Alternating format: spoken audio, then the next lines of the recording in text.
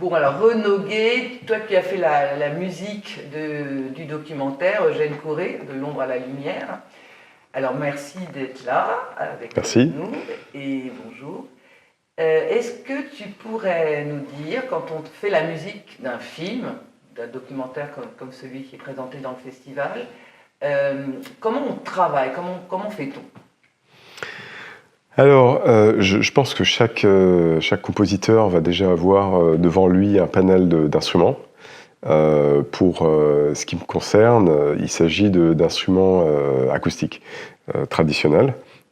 Donc ça, c'est ce que je propose, plutôt une approche de musique du monde avec des textures et des sons qui vont voilà, être un peu, alors je n'aime pas trop ce terme exotique, mais en tout cas qui vont être dans l'évocation ou les textures. Il y a d'autres compositeurs qui travaillent, ça va être des orchestrations, le clavier, etc. Donc, on a un cahier des charges, on nous demande de réaliser des morceaux, des habillages pour un documentaire, pour un film. Et il faut comprendre la demande, essayer de voir quelles vont être les émotions, quelles vont être les intensités.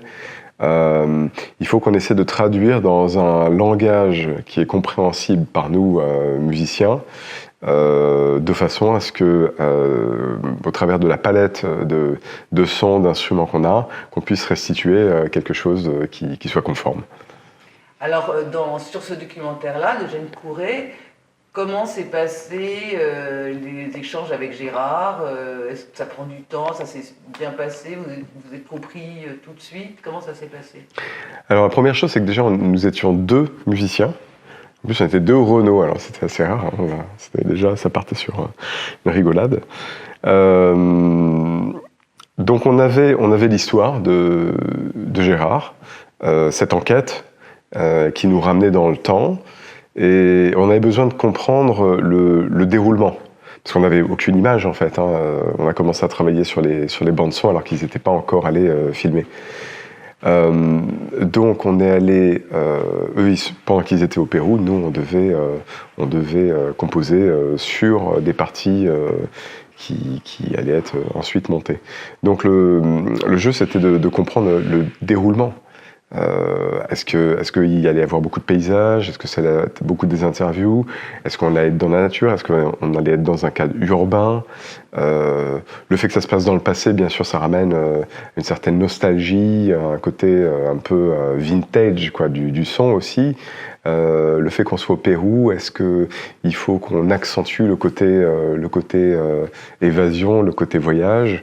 Et donc c'était toutes ces discussions dont on avait besoin de parler avec Gérard, qui aussi en parallèle nous fournissait son cahier des charges, c'est-à-dire des inspirations qu'il pouvait avoir. Et puis à partir de là, on avait carte blanche pour travailler. L'idée, c'était de collaborer aussi, puisqu'on était deux, donc deux avec en plus un background assez différent, puisque l'autre Renaud, lui, vient plutôt... alors il a un background du conservatoire, et moi plutôt de musique du monde, donc essayer de trouver comment on allait assembler nos instruments. Et ça s'est bien passé? Ça s'est bien placé, ouais, ça s'est bien passé, on s'est bien entendu. Je pense qu'on s'est proposé l'un l'autre des idées. Alors tantôt lui me proposait des idées sur lesquelles je mettais des sons, et à l'inverse je lui proposais des choses sur lesquelles il mettait des sons. Bon, et alors, donc c'est présenté au festival aujourd'hui. Ce festival, toi, qu'est-ce que tu en attends quelque chose en particulier? Je pense que c'est déjà une bonne surprise de voir que le documentaire est proposé sur cette histoire qui est assez intéressante. C'est un photographe que moi je connaissais pas et je pense que beaucoup de personnes ne connaissaient pas. Donc cette investigation historique, je trouve qu'elle est fascinante. Et puis on a aussi dans ce documentaire des moments qui sont extrêmement émouvants, avec des clichés de personnes d'une époque, des couleurs, des teintes qu'on n'a plus vraiment aujourd'hui maintenant. Donc il y a une certaine émotion. Non, je suis content qu'il soit présenté au festival. Tu es est-ce qu'on peut dire que tu es un habitué du Luberon Film Festival? On veut dire ça, oui. Qu'est-ce que ça serait pour toi, comment on décrirait ce festival par rapport dans le monde du cinéma? Qu'est-ce sa différence, son ADN, tu décrirais comment? Alors, je pense que ces caractéristiques sont la convivialité, déjà d'une part. Il y a une organisation qui est quand même très professionnelle. Le rapprochement entre les professionnels du métier et les spectateurs, qui ont la possibilité de venir discuter, de venir rencontrer voilà, les acteurs, les producteurs, les réalisateurs. La diversité aussi des œuvres qui sont proposées, avec ce dénominateur qui est la réalisation dans le Grand Sud. Donc, ce qui fait qu'on a un panel assez large de films, et puis on a aussi du court-métrage et du long-métrage. Donc voilà, c'est assez large, assez éclectique, et c'est une très bonne ambiance. Tu es musicien aussi, tu ne travailles pas que pour le cinéma, donc tu travailles aussi, ton sujet c'est plus la musique. Comment justement le cinéma, par rapport aux différentes activités que tu fais en tant que musicien, qu'est-ce que ça te procure? Est-ce que c'est quelque chose qui te plaît énormément? Est-ce que ça ouvre sur quelque chose de particulier que tu as envie de creuser? Ou c'est une activité pas comme une autre, mais quelle est la spécificité pour un musicien de travailler, pour toi en tant que musicien, de travailler pour le cinéma? Oui, alors c'est vrai que en tant que musicien, je fais pas mal de choses. J'accompagne des ateliers, je travaille avec des danseurs. Je suis aussi un musicien de scène, donc je fais un travail de composition avec mes différents projets qui est assez on va dire, normal pour un musicien.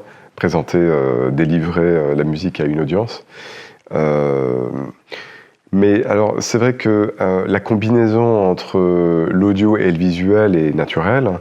Et ça permet aux musiciens de s'effacer. Moi, je me trouve pas visuellement très intéressant sur scène. Et donc, ce processus de substitution, moi, je le trouve bien. Que ce soit avec des danseurs, que ce soit avec des comédiens, que ce soit pour le cinéma. Et après, il y a le travail de composition. Donc là, on n'est pas dans une composition qui est personnelle. On est dans une demande. Donc, c'est un jeu, comme un jeu de logique, un jeu de recherche, de savoir comment déjà on va comprendre la demande et puis comment on va la mettre en forme. Voilà. Est-ce que tu as d'autres projets musicaux en rapport au cinéma dans l'année qui vient? Pas pour le moment, mais moment. Je pense que ça viendra. Et alors, quels sont tes projets pour l'année prochaine? Est-ce que tu sais déjà, tu as des projets particuliers qui vont te mettre en place? Oui, j'ai des projets qui sont continus, des formations qui sont des formations pour des particuliers ou des professionnels liés à la danse. Ça, c'est ce que je fais principalement aujourd'hui. Des cours et puis des projets scéniques. C'est ce que je fais principalement en ce moment. Ok, alors dernière question, alors pas en tant que musicien, en tant que spectateur, en tant que spectateur, qu'est-ce que ça représente le cinéma pour toi? C'est une évasion, c'est une réflexion. Tu comprends, le cinéma représente pour moi, Ah oui. je viens d'y penser. Oui. Le cinéma représente pour moi une évasion, une perspective, une réflexion qui est apportée par d'autres.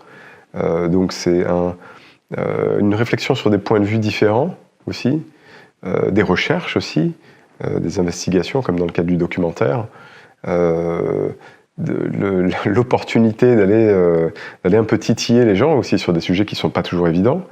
Donc c'est un mode d'expression qui est très très riche, fascinant d'ailleurs. Merci. Avec plaisir. Derek.